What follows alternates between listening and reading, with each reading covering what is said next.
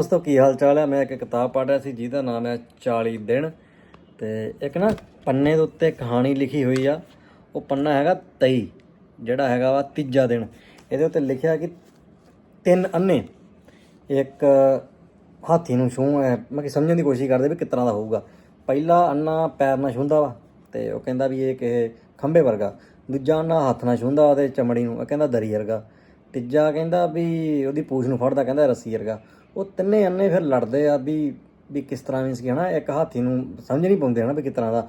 ਉਸ ਤਰ੍ਹਾਂ ਹੀ ਜਿਸ ਤਰ੍ਹਾਂ ਅੰਨਿਆਂ ਦੀ ਅੱਜ ਤੱਕ ਅੰਨੇ ਜਿਹੜੇ ਹੈਗੇ ਆ, ਤੁਸੀਂ ਸਮਝ ਜਾਓ ਵੀ ਅੱਜ ਤੱਕ ਅੰਨੇ ਜਿਹੜੇ ਹੈਗੇ ਆ ਦੁਨੀਆ ਦੇ ਨਿੱਕੇ ਨਿੱਕੇ ਮੁੱਦਿਆਂ 'ਤੇ, ਬੇਫਾਲਤੂ ਮੁੱਦਿਆਂ 'ਤੇ ਲੜ ਰਹੇ ਨੇ, ਜਿਹਨੂੰ ਪਤਾ ਨਹੀਂ ਵੀ ਇਹ ਹੱਲ ਕਿਸ ਤਰ੍ਹਾਂ ਨਿਕਲੂਗਾ। ਵੀ ਇਹਨੂੰ ਉਹਦੇ ਬਿਨਾਂ ਅੱਖਾਂ ਤੋਂ ਹੀ, ਇਹ ਹੁੰਦਿਆਂ ਅੱਖਾਂ ਤੋਂ ਵੀ ਲੜ ਰਹੇ ਆ। ਸੋ ਇਸ ਤਰ੍ਹਾਂ ਦੁਨੀਆ ਦਾ ਮੈਂ ਇੱਕ ਫੇਸਬੁੱਕ ਦੇ ਉੱਤੋਂ ਕਿ ਉਹ ਚੀਜ਼ ਕੱਢ ਕੇ ਰੱਖੀ ਵੀ ਹਾਂ ਯਾਰ, ਦੁਨੀਆ ਦੇ ਵਾਕਈ ਇਹੋ ਜਿਹੇ ਕੋਈ ਬੇਵਕੂਫ ਹੈਗੇ ਨੇ ਜਿਹੜੇ ਲੜਦੇ ਰਹਿੰਦੇ ਨੇ। ਸੋ ਲੜਿਆ ਨਾ ਕਰੋ, ਨਜ਼ਾਰੇ ਲਓ, ਸਬਸਕ੍ਰਾਈਬ ਕਰ ਲਓ। ਮਿਲਦੇ ਨਵੀਂ ਵੀਡੀਓ 'ਚ।